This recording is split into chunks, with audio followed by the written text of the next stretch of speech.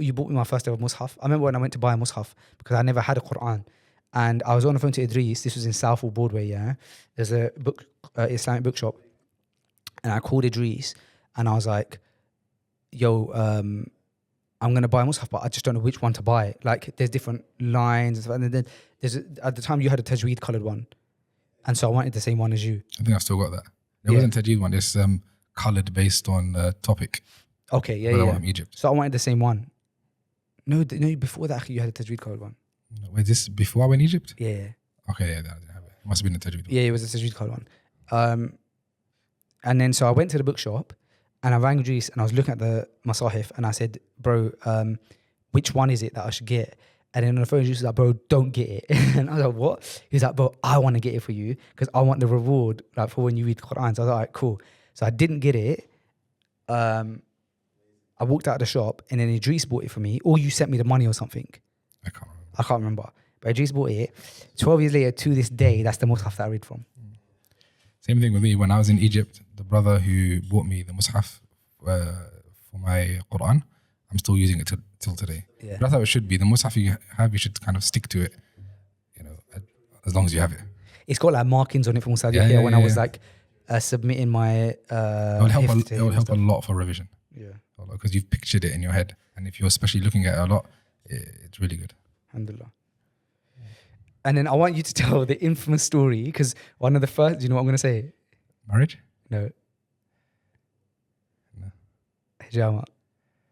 Oh, we went together? Yeah. So basically, tell the story about, so fresh, bro, we're fresh out of the cover. We still not knowing each other that long. And Idris, but by the way, yeah, I'm learning everything fresh. I had no knowledge about shayateen and jinn. I did not know anything. Like nothing, bro. I didn't even know it was a world that existed. Yeah. So Idris like introduced me to it and explained it to me.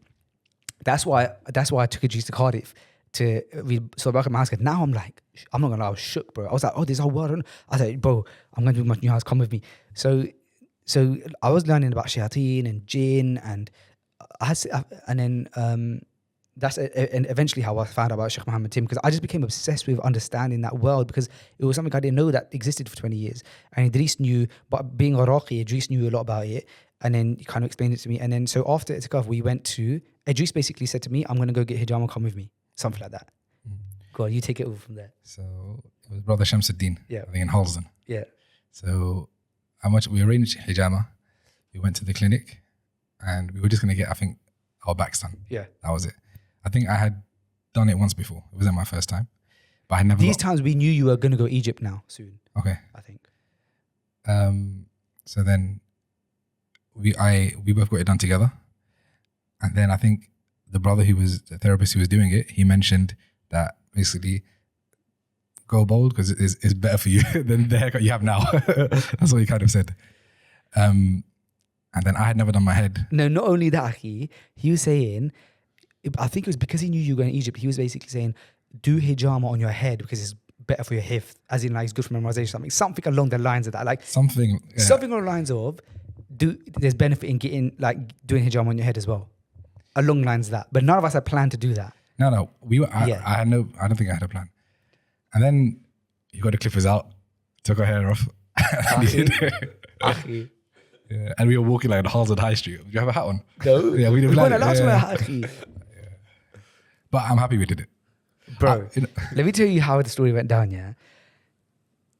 The brother is like, so Idris ends up doing it.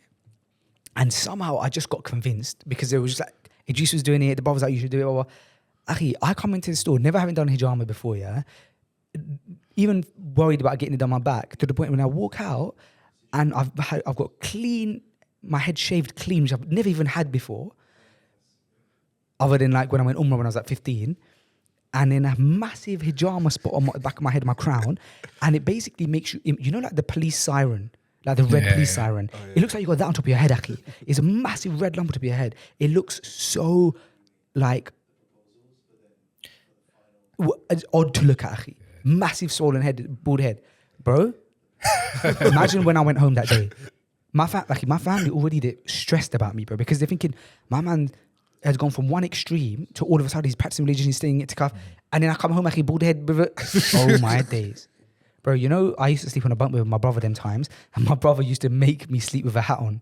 Because he didn't like what it looked like. So, and he just gave him the ick, yeah. And he didn't want to wake up in the morning and see my head like that. And so I used to have to sleep with a beanie on. No, but it goes flat quite quickly. It doesn't stay like that. I don't know. I think with the actually, skin on the head, it does. It felt like a lifetime for me, actually.